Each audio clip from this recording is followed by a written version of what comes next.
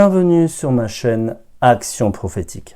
Le but de cette vidéo est de décrire, de détailler le ministère et surtout la vision reçue par l'Esprit de Dieu. Je tenais à préciser que l'appel n'est pas le ministère. L'appel, c'est quand on commence à manifester les dons, car la parole dit que tous sont appelés. Nous commençons à manifester les dons et l'Esprit de Dieu atteste que nous avons un appel, que nous sommes appelés à un ministère particulier, car nous portons des fruits du ministère, nous portons les fruits de l'appel plutôt, selon ce qui est écrit, que nous reconnaissons un arbre à son fruit.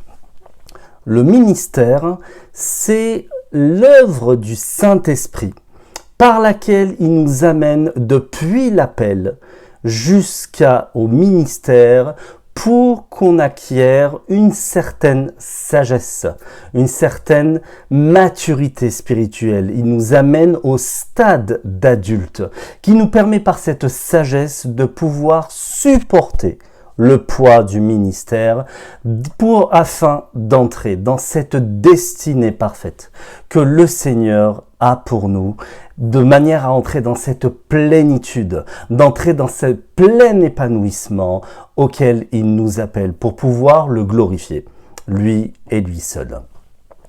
Je tenais à préciser également que il n'est pas nécessaire de s'autoproclamer ministère. Pourquoi? Car nous ne connaissons pas, nous nous rendons pas compte du poids et l'impact des mots qu'ils ont dans nos vies et surtout au niveau spirituel. Cela déclencherait une domination qui se lèverait dans le monde spirituel contre le ministère que nous aurons proclamé. Et là, je peux vous assurer que la chute est certaine. La parole dit que celui qui fait les choses sans conviction pêche. Et nous devons être sincères, notamment marcher dans la vérité, car nous avons l'esprit de vérité qui lui-même nous conduit dans la vérité tout entière. C'est Dieu qui nous appelle, c'est Dieu qui nous forme par son esprit dans le ministère, et ce n'est pas nous qui nous autoproclamons.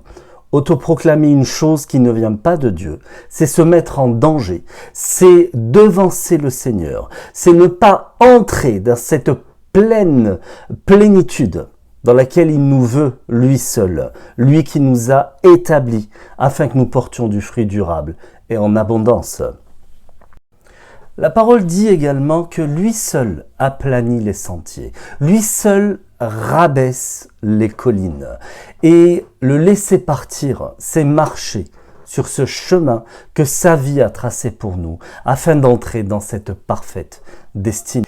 La vision reçue est que chaque enfant de Dieu puisse manifester la gloire de Dieu en s'appuyant bien évidemment sur la parole qui est une base et une assise. Et cela n'est pas réservé uniquement aux 5 ministères apostoliques, mais que tous puissent manifester la gloire et que la parole soit attestée par les signes, les miracles, les prodiges, et que tout ce que notre main trouve à faire, qu'on puisse le faire simplement. Rechercher à le glorifier lui, car le service et le ministère, ce n'est pas pour nous, c'est pour les autres. Mais comme on dit que l'arroseur qui arrose lui-même est le premier arrosé. Et nous voyons cela dans la parole de Dieu, dans le livre des Actes. La parole dit que Étienne, lui qui était diacre, était un homme rempli de sagesse et d'esprit. Et il a manifesté plus d'actes que l'ont fait les apôtres.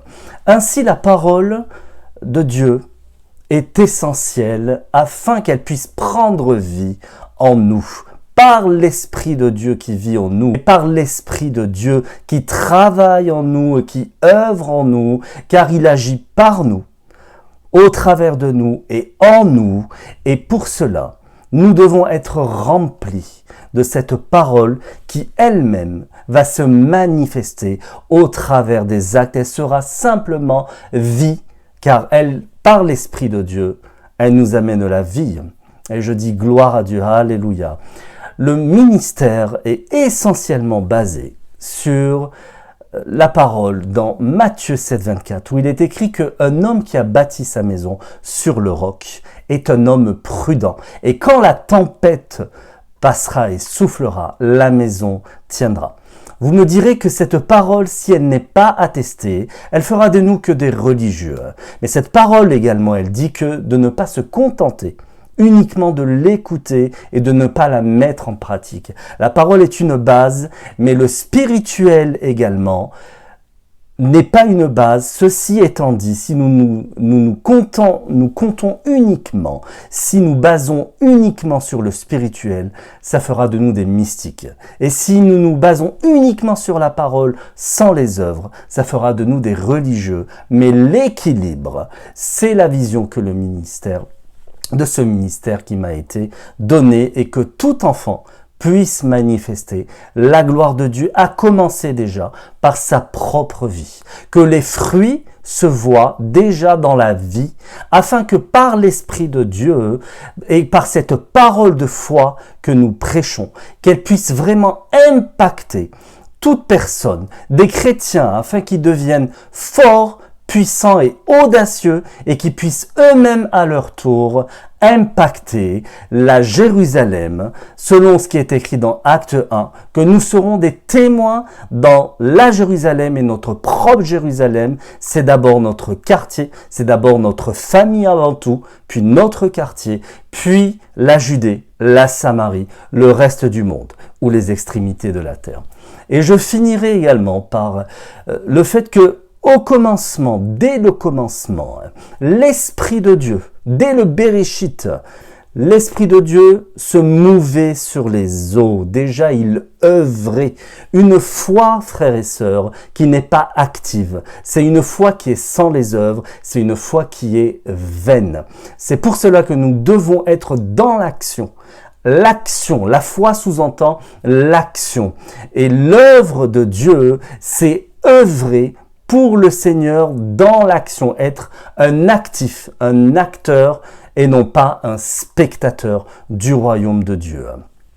Dans le ministère que le Seigneur m'a confié sur cette chaîne YouTube, je parlerai essentiellement sur le prophétique, sur la foi et la prophétie qui fonctionnent ensemble et les différents types de foi et les caractéristiques de la prophétie, sur le ministère du prophète, sur les catégories de prophètes, sur le faux prophète, sur la prière et le jeûne qui vont de pair, sur l'onction et les types d'onction, sur les songes, les rêves, les visions, l'extase, sur les dons prophétiques, sur les dons spirituels, également sur des enseignements inspirés de l'Esprit de Dieu, sur d'autres sujets d'actualité au regard de la parole de Dieu. Le Seigneur donnera également des paroles de connaissance, des paroles prophétiques, des paroles de sagesse pour la libération de son peuple, pour des guérisons physiques. Je prierai pour les malades, je prierai pour les délivrances également spirituelles.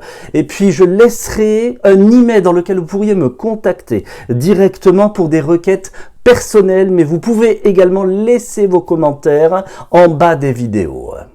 Et tous ces enseignements, frères et sœurs, ne peuvent se faire sans la règle des 3 R que j'applique dans ma vie et que je détaillerai dans un enseignement dédié à cela. R comme relation, comme révélation et comme réussite. Que le shalom de Dieu et que la paix du Seigneur, celle qui surpasse toute intelligence, vous accompagne. Je vous dis à très bientôt pour une prochaine vidéo. Que le Seigneur vous bénisse.